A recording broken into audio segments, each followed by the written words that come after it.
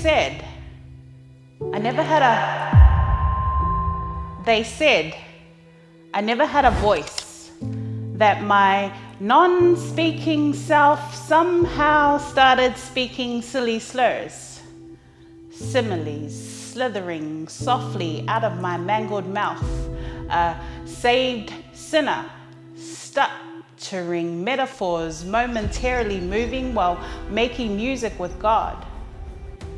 I was an unread book, blatantly bewildered by berating bullet point pens. It didn't matter that I was a paperback. They still put the paper back on the bookshelf without even taking a second look back. And well, hardcovers lasted longer.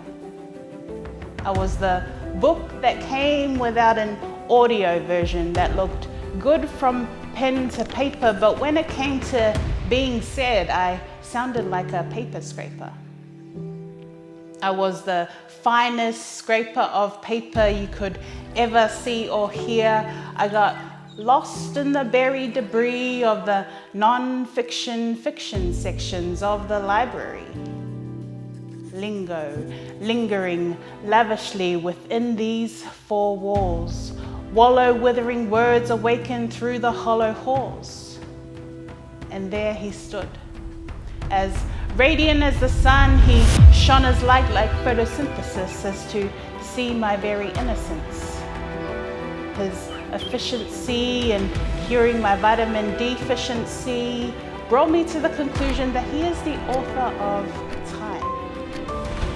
Time he took to mend each crease and tear in my unpublished pages.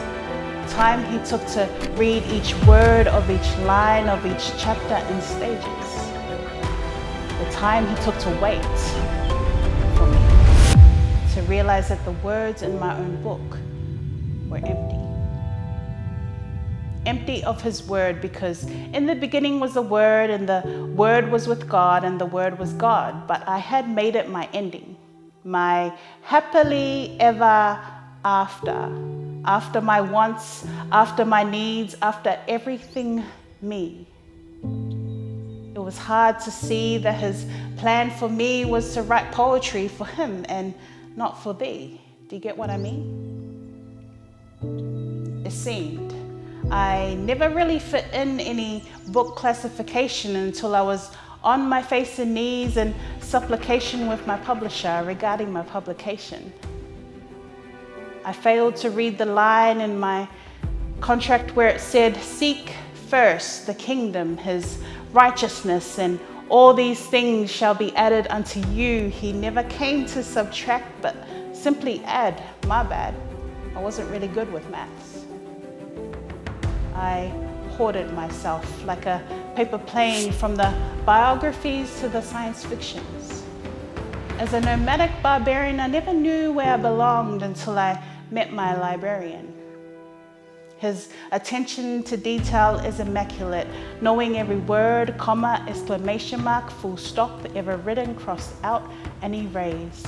He is the voice of the now. He is my breath of fresh air, my greatest chapter still in progress, the Alpha and Omega from the beginning to the end. He is the Word made flesh.